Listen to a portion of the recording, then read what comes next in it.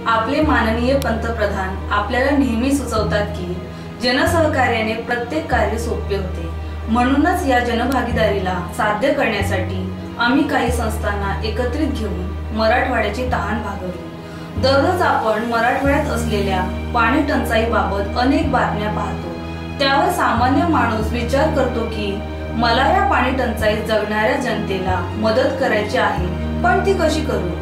या प्रश्नाचं उत्तर म्हणून संशोधक श्री राजेश गंगर यांनी सुचवलं की प्रत्येक नागरिकांनी आपल्याकडे असणाऱ्या निरुपयोगी बाटलीमध्ये पाणी भरून मराठवाड्यासाठी आपलं योगदान द्यावं। हे पाणी अनुभव मुंबई या सेवाभावी संस्थेने 24 एप्रिल 2016 या दिवशी गोरेगाव पश्चिम या भागातून तब्बल 15,000 लिटर पाणी गोळा करून मराठवाड्यातील मानखुरवाडी या गावात वितरित करण्यात आले।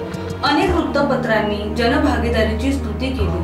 तसेच रेडिओ रेड FM 93.5 मध्ये घेतलेल्या मुलाखतीमध्ये आमचे कार्यकर्ता इतर संस्थांनी जनभागीदारीसाठी म्हणजेच मराठवाड्याची तहान भागवण्यासाठी पुढे यावं असं आवाहन केलं। यामुळे समग्र मुंबईतून 10 पेक्षा अधिक सेवाभावी संस्थांनी पुढे येऊन मोलाचे सहकार्य केले। जवळपास 31 लोकांनी आमच्याशी संपर्क साधला आणि आम्ही त्यांना जनभागीदारी कशी घडवून आणता येईल याविषयीचे माहितीपत्रक आणि चित्रफित पाठवले। त्यांच्या कार्याचा आढावा पुढीलप्रमाणे।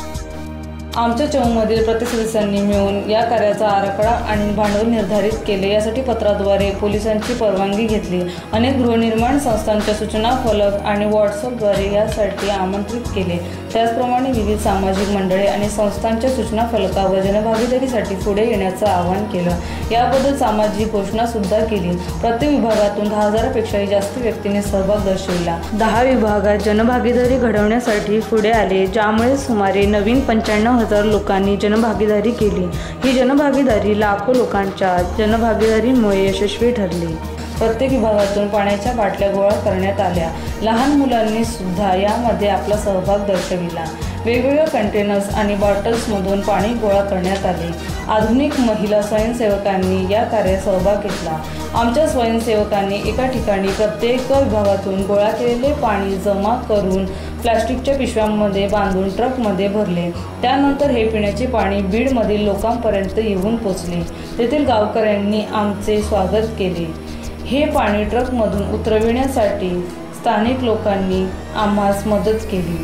तसेच आमच्या स्वयंसेवकांनी गावात या पाण्याचे एकसारखे वाटप केले। गावकरी आमच्या कार्याने आनंदित झाले। गावकऱ्यांनी आमच्या स्वयंसेवकांचा हर्षोल्लासाने सत्कार केला। तेथील ग्रामपंचायतीने पत्राद्वारे आमच्या कार्याची प्रशंसा केली। तसेच अनेक वृत्तपत्रांनीही आमच्या कार्याची दखल घेतली।